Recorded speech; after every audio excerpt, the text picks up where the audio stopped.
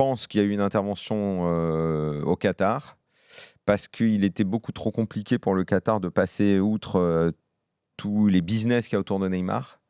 Marketing, merchandising, fondation. Qatar National Bank, et qu'en fait, l'accord financier n'a jamais pu exister. Tu me dis que depuis le début, le PSG sait quasiment qu'il ne vendra pas Neymar. Que ça serait très difficile. Qu'il y a eu autant de bluffs du côté du Barça qui s'est retrouvé embringué dans une histoire dont le Barça ne voulait peut-être même pas complètement. Et le PSG s'est retrouvé un petit peu contraint de répondre à ce que Neymar voulait, à savoir partir. Et qu'au fond, peut-être que la seule personne qui a cru au départ, c'est Neymar. Je parle entre les trois parties, parce que nous, on y a tous cru. On a tous dit qu'à un moment, Neymar va partir. Parce on y croyait encore, il y a 48 heures, on y croyait encore. Exactement. Non, mais moi, je parle simplement des trois parties. Dans les trois parties, au fond, il n'y a peut-être que Neymar qui s'était mis en quête d'une maison à Barcelone et qui avait déjà la tête là-bas, qui a cru ça va finir par se faire. Et il était calme, il disait ça va finir par se faire. Il n'a jamais voulu dire ce que lui demandaient les joueurs du Barça. Dis que tu veux revenir, dis que tu veux revenir. Il l'a pas dit.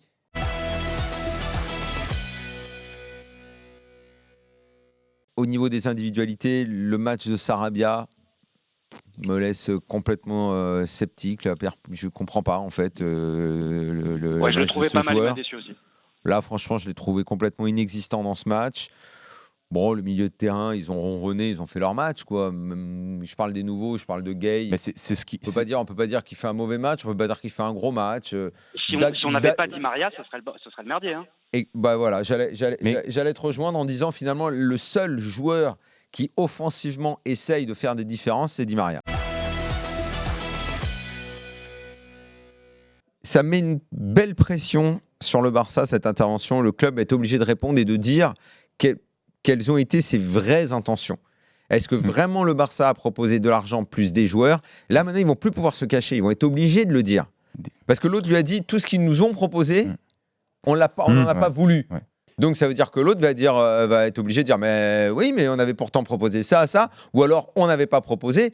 Et c'est parce que le Barça va envoyer à travers ça également, non seulement un message à ses supporters, donc dans sa com, mais à Neymar aussi, en lui disant, on t'a vraiment voulu ou on t'a pas vraiment voulu. C'est important, ça aussi. Ouais, ce que tu nous dis, c'est qu'en qui aime le tennis, il renvoie la balle dans le camp du Barça, là. Il essaie de les pousser à bout à 3 jours de la fin du mercato éventuellement et de les rendre responsables, les responsables de la non-venue de Neymar au Barça. Soit il les pousse à dire dimanche, ok c'est bon, vas-y prends tes 200 millions. Soit il n'y a pas, mais c'est vous qui nous on est vendeurs. Nous on dit c'était le prix. Soit tu me donnes le prix, soit je te vends pas. Donc lui, il a bien fait de prendre les devants. Maintenant, c'est au Barça de répondre. Il a dit au moins 5 ou 6 fois, on était ouvert aux propositions. On était ouvert à le laisser partir. Finalement, on n'a pas reçu les propositions qu'on attendait.